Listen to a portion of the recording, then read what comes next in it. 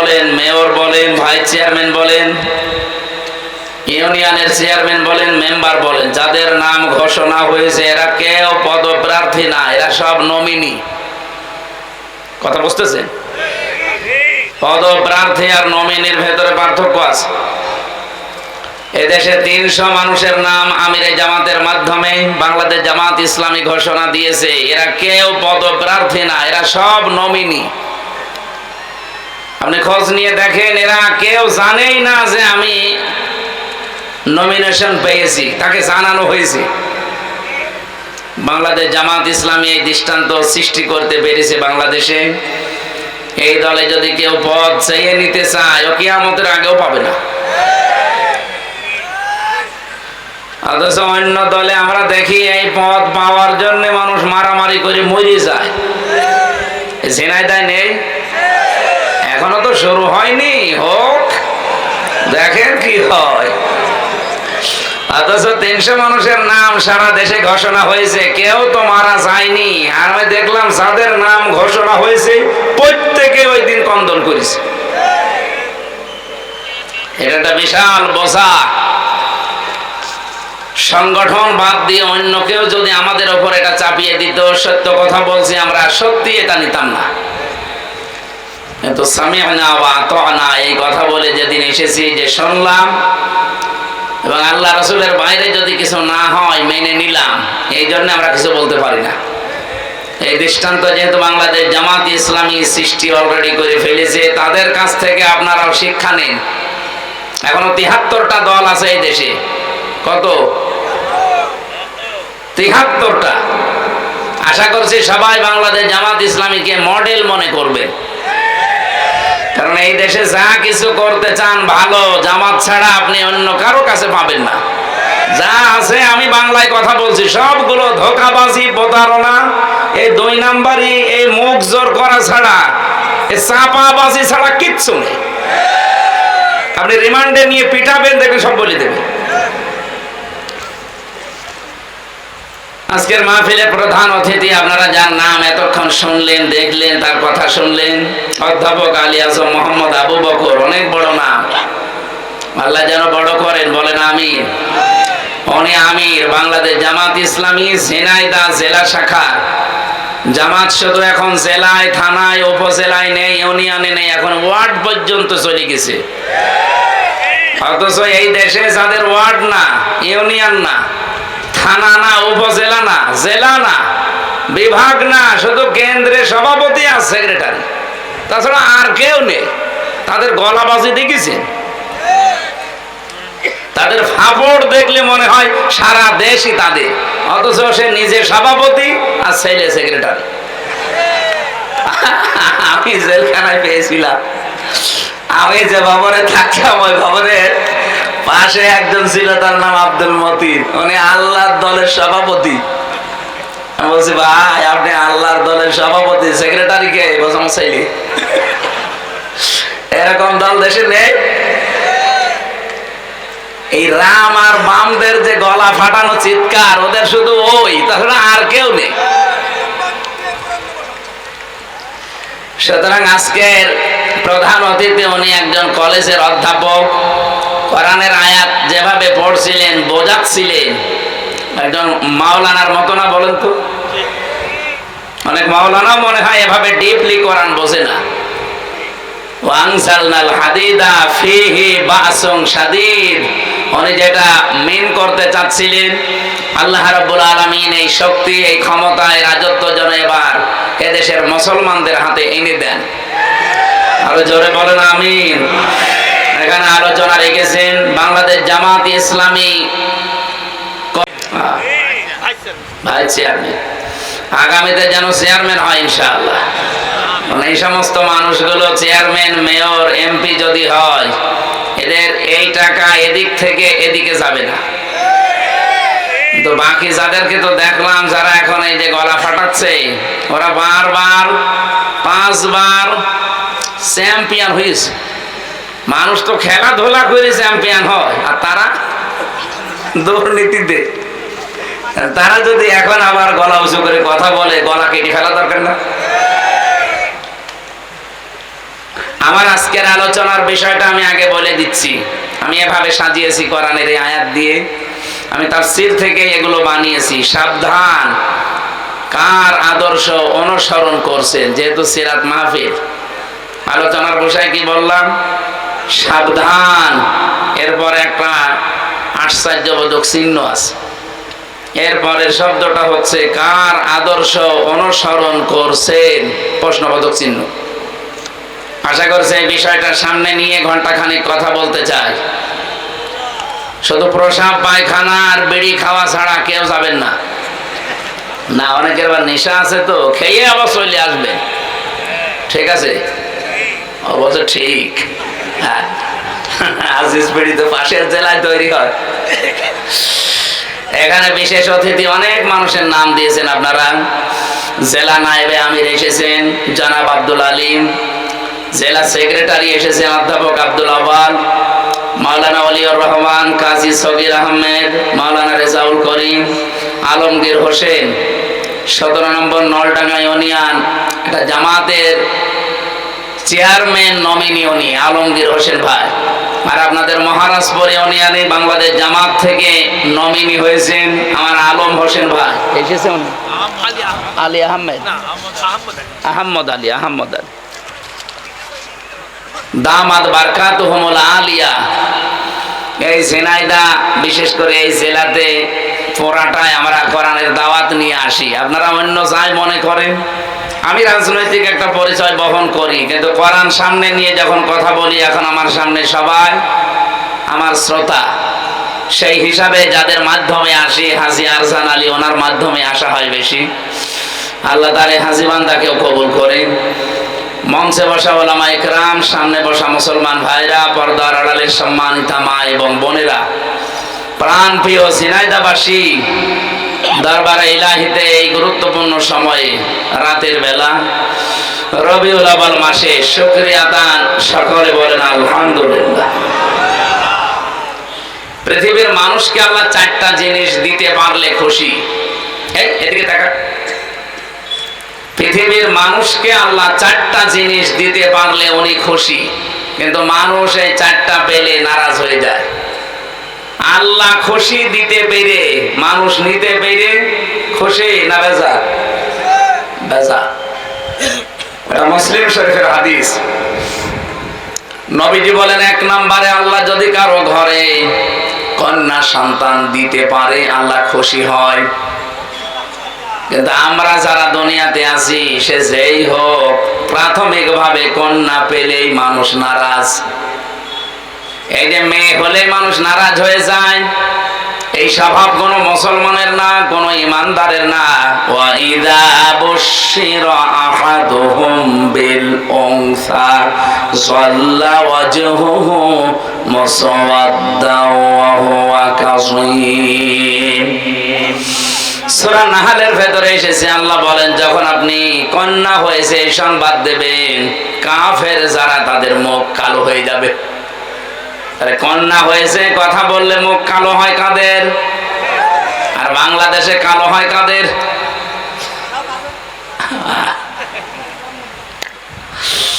আপনি টের পাচ্ছেন আল্লাহ আপনার উপরে খুশি হয়েছেন, এই জন্য এটা দিলেন।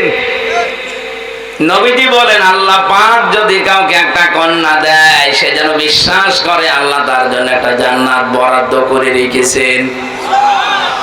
কিন্তু কি বললাম? কিন্তু কি? 4টা শর্ত পূরণ করা লাগবে এই মেয়েটার পেছনে। 1 নম্বরে, এই মেয়েটা যখন দুনিয়াতে আপনার ঘরে আসবে, আপনি খুশি হবেন। 2 নম্বরে, তার পেছনে খরচ করবেন। 3 নম্বরে, তাকে দ্বীনের শিক্ষা দেবেন। 4 নম্বরে, সৎ পাত্র থেকে পাত্রস্থ করবেন। আল্লাহ পাক শুধু জান্নাত না, ইলা ইয়াউমিল কিয়ামা, কিয়ামত পর্যন্ত তার রহমত আপনার সাথে রাখবে। তো সিস্টেমরা তো পাল্টিয়ে ফেলেছি। মেয়ে হলে খুশি, প্রথমটাই নেই, বেজার হয়ে যায়। আমি কোরআনে মেয়ে লোকের আলোচনা যত জায়গায় পড়েছি, দেখেছি আল্লাহ ছেলে এবং মেয়ের কথা বলতে গেলে আগে মেয়ের নাম দিয়েছেন। ইয়াখলুকু মা ইয়াশাউ ইয়াহাবু লিমান ইয়াশাউ ইনাসা ওয়া ইয়াহাবু লিমান ইয়াশাউ যুকুর ইলা আখিরি আয়াত। সূরা শূরা এসেছে, তিনি সৃষ্টি করেন, যাকে ইচ্ছা কন্যা দেন, যাকে ইচ্ছা পুত্র দেন। আপনি চিন্তা করে দেখেন, আল্লাহ আয়াত শুরু করার প্রথমেই মেয়ে লোকের নাম নিলেন। আল্লাহ যাকে ইচ্ছা মেয়ে দেন, যাকে ইচ্ছা ছেলে দেন। কেন আল্লাহ আগে যাকে ইচ্ছা ছেলে দেন মেয়ে দেন বলতে পারতেন না? মুফাসসির বলেন আল্লাহ মেয়ের নাম আগে নিয়েছে এই জন্যে আল্লাহ পাক নিজেই মেয়েদের পক্ষে। বলেন সুবহানাল্লাহ। বিশ্বনবী জানিয়েছেন, এই পৃথিবী আমার কাছে কিছুই ভালো লাগে না, তিনটা জিনিস আমার কাছে প্রিয়, ভালো লাগে, পছন্দ হয়। 1 নম্বরে নামাজ, 2 নম্বরে সুগন্ধি, 3 নম্বরে মেয়ে মানুষ। এখানে মেয়ে লোক বলতে গিয়ে নবী ইমরাতি একালিফ টান দিয়েছেন। মেয়েদের ভেতরে আমার কাছে ভালো লাগে, পছন্দ হয়, মায়া লাগে আমার নিজের স্ত্রী। আমাদের কাছে অনেকের নামাজ ভালো লাগে, অনেকের কাছে সুগন্ধি ভালো লাগে, অনেকের কাছে স্ত্রীও ভালো লাগে, নিজেরটা ছাড়া অন্যেরটা। নাউজুবিল্লাহ মানে যে পরকীয়া প্রেম হচ্ছে কি এমনি হয়? নিজেরটা ছাড়া অন্যেরটা যখন বেশি ভালো লাগে তখনই তো মানুষ লাইন করে। কথা বলে না কেন? এলাকায় আছে কিনা জানি না, যদি থাকে এই মুহূর্তে আপনি তওবা করা লাগবে। যারা এরকম লাইনে আছেন এই মুহূর্তে এটা বাদ দেওয়া লাগবে, নয়তো আস্তে আস্তে আপনার চেহারার যে এর ভেতরে যে নূর আল্লাহ দিয়েছে, যারা পরকীয়া প্রেমে লিপ্ত থাকে তাদের চেহারার নূর নষ্ট হয়ে যায়। 2 নম্বরে তাদের রিজকের বরকত আল্লাহ কমিয়ে দেয়। 3 নাম্বার, এই লোকটা যখন মারা যাবে ঈমান পাবে না, বেঈমান হয়ে মরবে। এত বড় ভয়ঙ্কর কথাগুলো শোনার পরে কারা এই পাপ ছেড়ে দিতে রাজি আছেন? হাত তোলেন তো। 2 হাত তুলেছো তুমি, দাড়িওয়ালা মানুষ। লজ্জা থাকা দরকার। কার সাথে লাইন আছে জিজ্ঞেস করেন তো। আমার মনে হয় ভাবির সাথে লাইন আছে। না না, আমি হাসির জন্য বলি না। আপনি 1 হাত তুলতে পারতেন, তাও হালকা। ও 2 হাত তুলেছে এইভাবে।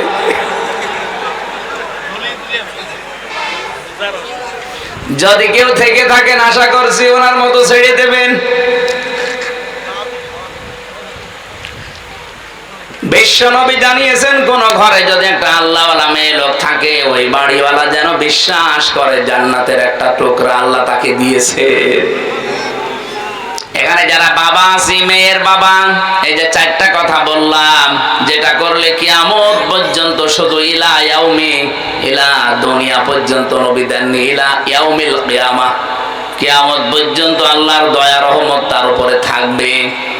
তাহলে 1 নম্বরে আপনি খুশি হবেন, 2 নম্বরে তার পেছনে আপনি খরচ করবেন সাধ্য মতো, 3 নম্বরে তাকে দ্বীন শেখাবেন, 4 নম্বরে তাকে সৎ পাত্র দেখে পাত্রস্থ করবেন। যদিও বাংলাদেশে মেয়েদের বিবাহের বয়স ধরা হয় 18 বছর, কিন্তু কোরআন হাদিস অনুযায়ী মেয়েদের বিবাহের বয়স ধরা হবে যেই দিন তার শরীর খারাপ হবে ওই দিন থেকে। এটা 10 বছরে, 12 বছরে, 15 বছরে, 18 বছরে হতে পারে। সম্মানিতা মা বোন যারা বসে আছেন, এখানে একটা মাসলা বলি। অনেকেই বেহুশ আছেন, এ বিষয়ে কোনো খবর নেই, হুঁশ নেই। নামাজ কিন্তু ফরজ, রোজা কিন্তু ফরজ। অনেকে হেলায় খেলায় নষ্ট করে নামাজও শুরু করে, রোজাও রাখে, কিন্তু একেবারে মধ্যম বয়সে না। মেয়েদের যেই দিন শরীর খারাপ হবে ওই দিনের পর থেকেই পবিত্র হয়ে তার নামাজ যে আরম্ভ হয়ে গেল জীবনে, রোজা যে আরম্ভ হয়ে গেল, কোনোদিন সে আর এগুলো ছাড়তে পারবে না। শুধু মাসে 3 দিন, 5 দিন, 7 দিন, 10 দিন বাদ দিয়ে ওর জীবনে নামাজও বাদ নেই, রোজাও বাদ নেই। কথা বোঝা গেছে? এই মাসলাটা যারা জানতেন না আজকে থেকে আমল করবেন। আপনার মেয়ে যদি 10 বছরে বা 12 বছরে 15 বছরে শরীর খারাপ হয়েছে, আপনার স্ত্রী তো জানে, ওর পরে কোনদিন যেন এই মেয়েটা আর ফরজ নামাজ বাদ দিতে না পারে। যদি হেলায় খেলায় নষ্ট হয়ে যায়, আপনার আমল নামায় কবিরা গুনাহ উঠতে থাকবে।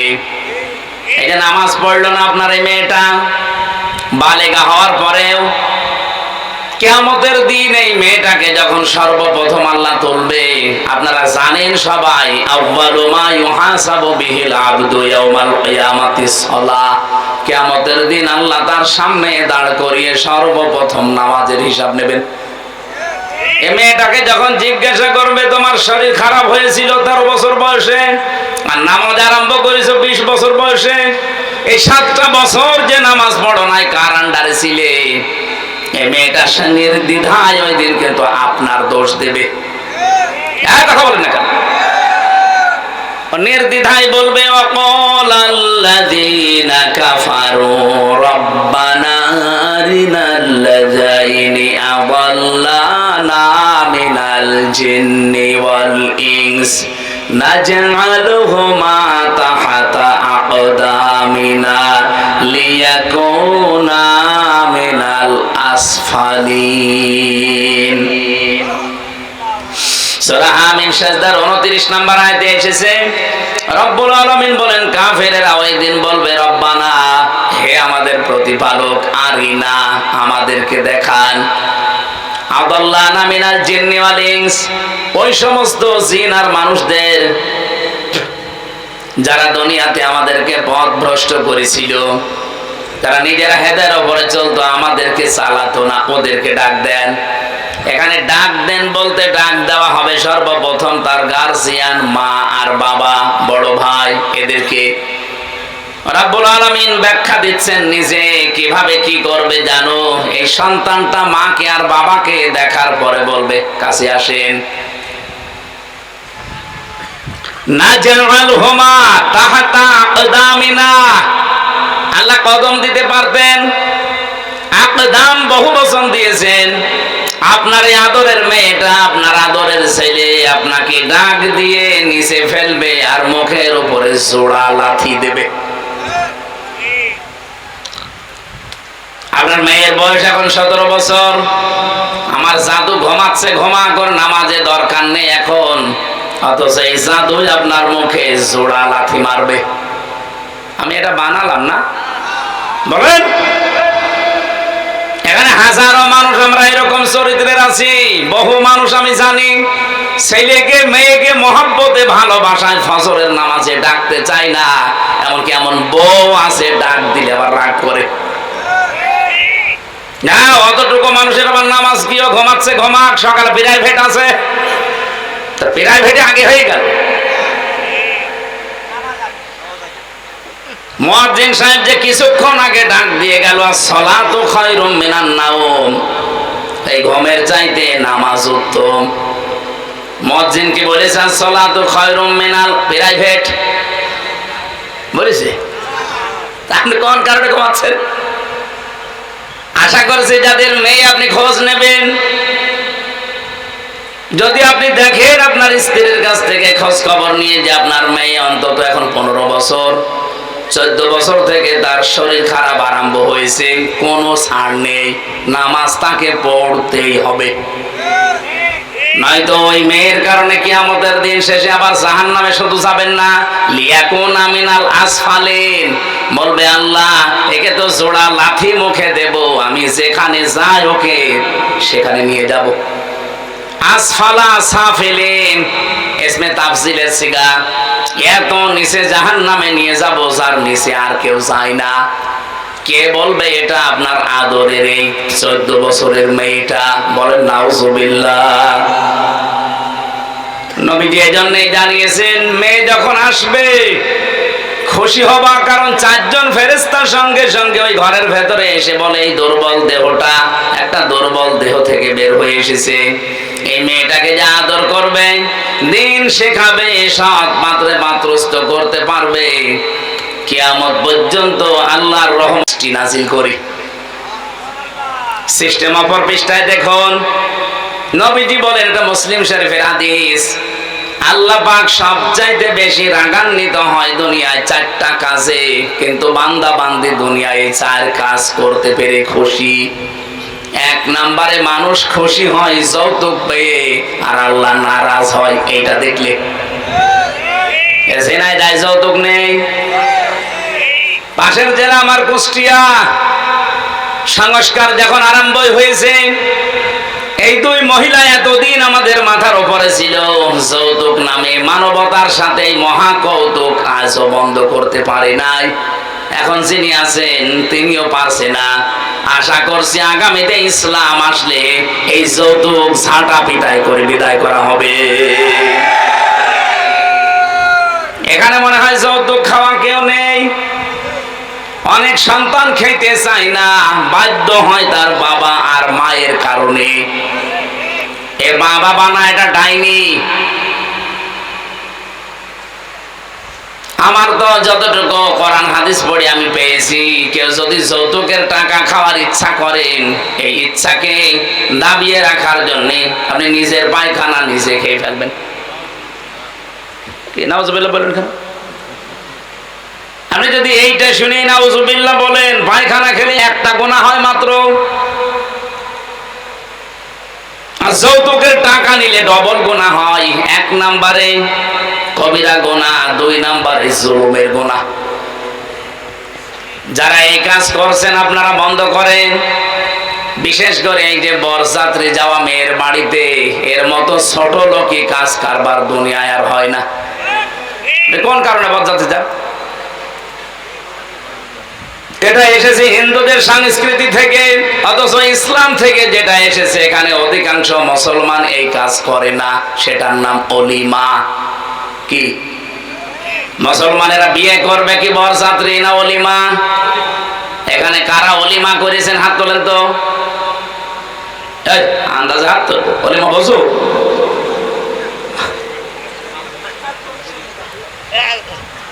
না, এই যে হাত তুলেছে, এর কি এখনো বিয়ে হয়েছে নাকি অলিমা বসেও? অলিমা কি ছেলের বাড়ি হয় না মেয়ের বাড়ি? হ্যাঁ, আর বরযাত্রী নিয়ে যায় কার বাড়ি? যেহেতু ইসলামে এটা নেই, আজকে থেকে এই সংস্কার ঝিনাইদহ জেলা থেকে আরম্ভ হবে ইনশাআল্লাহ। এটা বাকি 63 জেলায় ছড়িয়ে যাবে, এটা রেকর্ড হচ্ছে। আমরা আজকে থেকে এই মুহূর্তে সিদ্ধান্ত নিয়ে নিলাম, জীবনে কোনোদিন আর বরযাত্রীর দাওয়াত পেলে যাব না। কারা যাবেন না হাত তোলেন তো বরযাত্রী জীবনে? আর অনেকে হাত তুলছে না, ধান্দায় আছে। আমি কি হাদিস কোরআন বানাচ্ছি? আপনি যদি কোরআনের কথা হাদিসের কথা শুনেও না মানে, আপনার এখানে আসার দরকার কি? বলেন, আপনাকে বলা লাগবে জীবনে কোনোদিন আর বরযাত্রী খাইতে যাব না, দাওয়াত পেলেও যাব না। বলবো না, অলিমা দাওয়াত দেন যাবো। কারা কারা বরযাত্রী যাবেন না হাত তোলেন। হ্যাঁ, চলেন তাড়াতাড়ি চলেন, বরযাত্রী খাওয়াচ্ছে। বারবার এত করে বলছি, কারণ আছে, কারণ আমার 3টা মেয়ে, ছেলে নেই। আমার বাসা লাগবে না। না, যদি আমি বানিয়ে বলছি না, এটা হাদিস কোরআন, কিন্তু আমরা মেনে নিতে চাই। ভাই, আল্লাহ আমাকে দেয়নি ছেলে, মেয়ে দিয়েছে, কিন্তু যৌতুকের টাকা নেওয়া। আল্লাহ পাক বলেন, আমি যদি আর একটু বেশি রেগে যাই কারো উপরে, আমি তখন দেখি এই লোকটা গীবতে লিপ্ত। তার মানে আল্লাহ পাক বেশি রেগে যান মানুষকে গীবত করতে দেখলে। অথচ বাস্তবতায় দেখলাম এখনো চলছে বাংলাদেশে গীবত। তো দূরের কথা, গীবতের উপরের আরেকটা পাপ আছে, তার নাম তোহমত। সেটা এই দেশে সবচাইতে বেশি হচ্ছে। গীবত বলা হয় কাকে? কারো ভেতরে কোনো দোষ আছে, ওই দোষের কথা যদি তার অঙ্গাচরে বলেন, সে যদি রাগ করে শুনলে, এইটার নাম গীবত। আর এইটার উপরে আরেকটা পাপ আছে, তার নাম তোহমত। ওইটা কি? আপনি আন্দাজে একজনের উপরে কোনো দোষ চাপিয়ে দিলেন, অথচ ওই লোকটা ওই দোষ করে নাই। ওইটার কারণে সে জাতির কাছে কালার হয়ে গেল, একটা বদনাম হয়ে গেল তার। এরকম দোষ তো দেশে নেই। এই যে নির্বাচন চলছে ডাকসুতে, এমন এমন দোষ এক একজনের উপরে দিচ্ছে এক একজন, অথচ ওই দোষ তার ভেতরে নেই। শুধু রাজনৈতিক প্রতিহিংসার কারণে এই দোষগুলো অনেকের উপরে চাপানো হচ্ছে। কোরআনে কারীম জানিয়েছে, ওয়ামাইয়াকিসিবে খাতিয়াতান আও ইসমান সুম্মা ইয়ারমি বিহি বারিআন ফাকাদ ইহতামালা বুহতানা ওয়া ইসমান মুবিনা। সূরা নিসা 112 নম্বর আয়াতে আছে, রব্বুল আলামিন বলেন, দুনিয়ায় বহু মানুষ এমন আছে নিজে অন্যায় করে, নিজে অপরাধমূলক কাজগুলো করে বেড়ায়, আর এই কাজটা যখন হয়ে যায় তখন একটা নিরপরাধ মানুষের উপরে দোষটা চাপিয়ে নিজে সাধু সাজে। এটা সবচাইতে বেশি করছে, এখন আমি নাম নিলাম না, সেই লোক কে?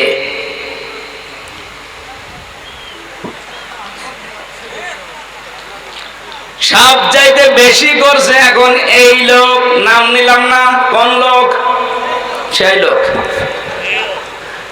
আশা করছি সে বুঝবে, সে যেন থামে। আপনি সাদিক কায়েমের উপরে, ফরহাদের উপরে এমন এমন দোষ চাপিয়ে দিচ্ছেন, ওই বিষয়ে কি তারা কিছু জানেই না? বিশ্বাস করেন আল্লাহর কসম, যে দোষ তাদের উপরে চাপিয়ে জাতির সামনে তাদেরকে কালার করতে চাচ্ছেন, বদনাম করতে চাচ্ছেন, ওই দোষ তো তারা করে নাই। ওই দোষ আপনাকে দিয়ে আল্লাহ দুনিয়ায় করাবে, এরপরে আপনার মরণ হবে। আপনি লাঞ্ছনা গঞ্জনা অপমানের শিকার হবেন দুনিয়ায়, আপনি দেখবেন কি হয় আপনার।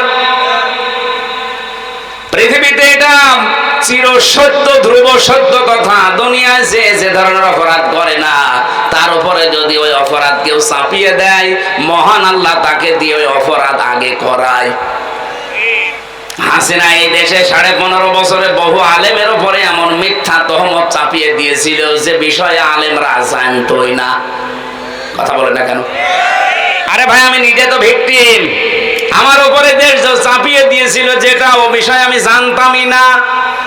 আমার জঙ্গি মামলা দিয়েছিল, আমি নাকি আনসারুল্লাহ বাংলা টিমের সারা বাংলাদেশের প্রধান, অথচ সাতাশে কি আমি আজ পর্যন্ত জানি না। অথচ আল্লাহ এমন একটা বাতাস ঘুরিয়ে দিয়েছে, সারা পৃথিবীতে এখন সবচাইতে বড় জঙ্গিদের তালিকায় হাসিনা। ওর মতো ফ্যাসিস্ট যারা, তাদেরকে আল্লাহ দুনিয়া থেকে ওইভাবে বিদায় দিচ্ছে। বাশার আল আসাদকে দিয়েছে, এই যে আজকেও দিয়েছে একজনকে, নেপালে না, বিক্ষোভ করতে গিয়ে ছেলে মেয়েরা জনতারা আগুন লাগিয়ে দিয়েছে, শেষ পর্যন্ত প্রধানমন্ত্রীর বউ পুড়িয়ে মরে গেছে। এটা তো আল্লাহ সিম্পল দেখাচ্ছেন, এটা কিন্তু কোরআনের কথা। দুনিয়ায় যদি কেউ কোনো অপরাধ না করে তার উপরে দোষ আপনি চাপিয়ে দেবেন, আপনাকে দিয়ে ওই দোষ আল্লাহ করাবে, নয়তো আপনার মরণ হবে না। অনেকে আবার এই জায়গায় একটা সুযোগ খোঁজে যে মরণ যদি না হয় তাহলে বেঁচে থাকতে তো পারবো। কত বড় শয়তান বলে। আল্লাহ নারাজ হয় কখন? যখন দেখেন এই লোকটা গীবত করছে। আল্লাহ সবচাইতে রেগে যায়, এর উপরে আরেকটা আছে। 3 নাম্বারটা পেয়েছি আমি। আল্লাহ পাক বলেন, আমি আরো রেগে যাই যখন বান্দার উপরে দেখি এই লোকটা মিথ্যা কথা বলছে। এটা তো আর দেশে নেই। 63 বছরের জীবনে, অথচ আমাদের যিনি আদর্শ, আমি যে বললাম সাবধান, কার আদর্শ অনুসরণ করছেন প্রশ্নবোধক চিহ্ন এমনি দেয়নি। 63 বছরের জীবনে এই মানুষটা একটা মিথ্যা কথা বলেনি। সেই লোকটার জীবন চরিত্র নিয়ে আজকে আলোচনা হবে। অথচ আপনারা যারা আদর্শ মেনে আনন্দে লাফান, তার জীবনে পুরাটাই মিথ্যা দিয়ে ভরা। ঝিনাইদহবাসী এখানে শুধু এই হাজারো মানুষ শুনছে না, এটা রেকর্ড হয়ে তামাম দুনিয়া চলছে। এখন সারা পৃথিবীর মানুষকে জানাবো, যাদের আদর্শ অনুসরণ করেন, বিবেকের কাছে একটু প্রশ্ন করেন ওই লোকটা আসলে চরিত্রবান কিনা। যদি অনেকের রাগ হয় বলে ডাইরেক্ট বলা দরকার কি, আপনি গোপন রাখতে পারেন না? না, সত্য কোনোদিন গোপন থাকে না।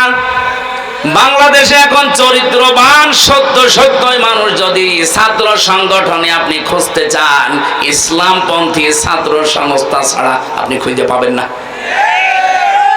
যারা ইসলাম দিয়ে রাজনীতি করে আপনি দেখেন, সে যারাই হোক, যারা ইসলাম দিয়ে রাজনীতি করে, সে ইসলামী ছাত্র শিবির হোক, ইসলামী ঈশা ছাত্র আন্দোলন হোক, আর অন্যান্য যত দল আছে যারা ইসলাম দিয়ে রাজনীতি করে, এই ছেলেদের চরিত্র এখনো পর্যন্ত ঠিক আছে। ইসলামের বাইরে যারা রাজনীতি করে ওদের চরিত্র বলতে কি আছে আপনি দেখান। আমি জাহাঙ্গীরনগরে প্রথমে ছিলাম, চান্স পেয়েছিলাম প্রথমে ওখানে। আমি দেখেছি সকালবেলা কুলি করছে মদ দিয়ে, ছাত্র পিটাচ্ছে শিক্ষককে। এখনো পর্যন্ত এরকম বেয়াদব বাংলাদেশে আছে না নেই? আজকে একজন এরকম বেয়াদবি করছিল দেখলাম। শিক্ষকের সামনে যদি টেবিলে চাপড় দিয়ে চোখ গরম করে তুই তোকারি করতে পারে, ও জীবনে কি করবে?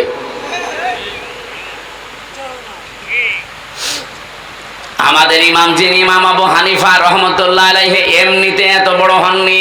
তার জীবনী পড়তে গিয়ে দেখলাম তিনি প্রথম জীবনে গরিবের সন্তান ছিলেন। ছোট বয়সে তার মা দিয়েছে তাকে মাদ্রাসায় মক্তবের শিক্ষক তাকে পড়াচ্ছে আলিফ বা তা সা।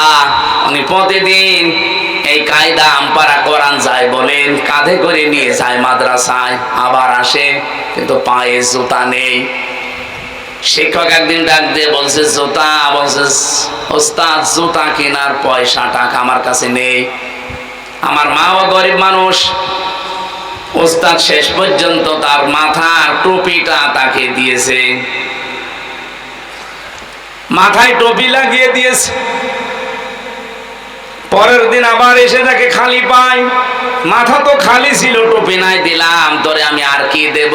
শেষে উস্তাদ একটা ছিঁড়া স্যান্ডেল ছিল, জুতা চামড়ার, বলছে এটা নিয়ে যা, তোর যখন কিছু নেই এইটা পাই দিয়ে অন্তত আসবি। আল্লাহর বান্দা নোমান বিন সাবেত, যাকে আমরা ইমাম আবু হানিফা রহমতুল্লাহ আলাইহি বলি, বাড়িতে যাবার পরে তিনি পানি গরম করার পরে ওর ভেতরে ওই চামড়ার মোজা ছেড়ে দিয়েছে। জুতাটা ছেড়ে দেওয়ার পরে গরম পানিতে ওই যে মাঝখান থেকে যে চামড়াটা বের হয়, সতীর মতো দেখতে, চামড়ার মতো, ওইটা দিয়ে উনি সেলাই করেছে, মাকে দিয়ে উনি টুপি বানিয়েছে। পরের দিন যখন আসে তাকে খালি পায়। ওস্তাদ রেগে গেছে, তোরে দিলাম আমি স্যান্ডেল বা জুতা, পায়ে না দিয়ে খালি পায় কেন? ইমাম আবু হানিফা কেঁদে ফেলেছে, ডাক দিয়ে বলে ওস্তাদ আপনার পায়ে দেওয়া জিনিস আমি পায়ে দেব কি করে? আমি নিজে আমার মাকে দিয়ে পানি গরম করি, ওইটা এই যে কাপড়টা মাঝখানে ছিল ওইটা আমি এখন এই যে সেলাই করে টুপি বানিয়ে ফেলেছি। এলেম এমনি আসে আপনার কাছে? আমার এই ছোট্ট জীবনে আমি দেখেছি ওস্তাদ ওযু করছে, শিক্ষক ছাত্র পায়ে পানি ঢেলে দিচ্ছে, বয়স 7 বছর। আমি এইটাও দেখেছি বিশ্ববিদ্যালয়ে শিক্ষক ক্লাস নিচ্ছে, ছাত্র জুতা দিয়ে পিটাচ্ছে, বলছে শালা করে মেরেই ফেলবো। বাকিটা আর বললাম না। ছাত্র তো এইটাও ওইটাও, একটা মানুষ হচ্ছে আর একটা জানোয়ার হয়ে গেছে।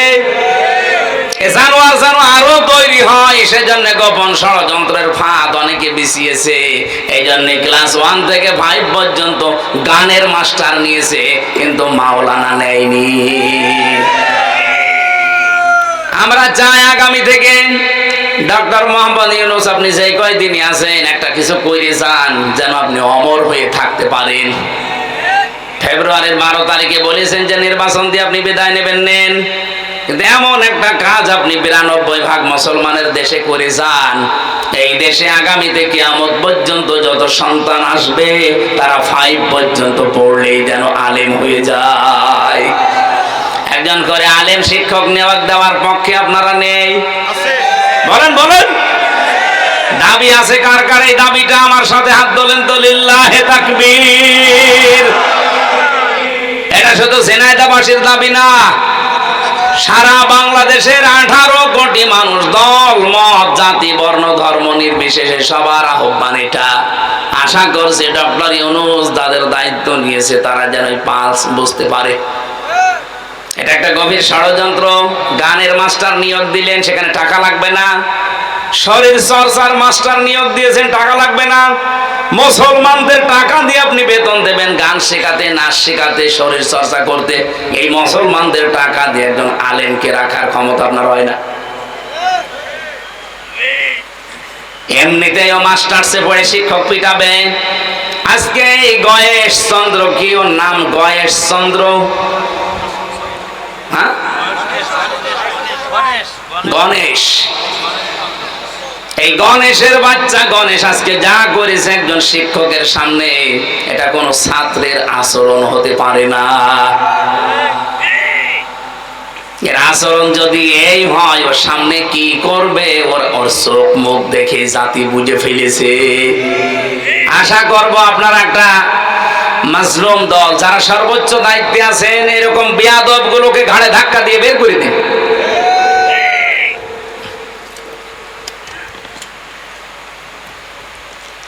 আমার ভাইরা, মিথ্যা কথা বলা বন্ধ করা দরকার। মিথ্যা সকল পাপের মা বা মূল। নবীজি বলেন, আল্লাহ যদি একেবারে সর্বশেষ ফাইনাল রেগে যায় কারো উপরে, যেই লোকটা সুদ খায়। জেনায় সুদ নেই, আর ব্যাংকের মাধ্যমে ওগুলো তো আছে। এমনকি এই গ্রাম এলাকায় দেখি টাকা ছেড়ে রাখে, টাকা আসে 1000 টাকা দিয়ে রাখে, 100 টাকা করে বেশি দেয়। ওকে তো জানে এটা সুদ, ও জানে এটা মায়ের সাথে জেনা করার শামিল, তারপরও খায়। আল্লাহ সবচাইতে বেশি রেগে যায় এই জায়গায়। এমন রাগে আল্লাহ বলেন, ফাইল্লাম তাফআলু ফাযানু বিহারবিম মিনাল্লাহি ওয়া রাসূলি। সুদের এই ঘোষণা শোনার পরও যদি কেউ ছেড়ে না দেয়, সে যেন আল্লাহ এবং রসুলের সাথে যুদ্ধ করার জন্য প্রস্তুতি নেয়। বলেন নাউজুবিল্লাহ।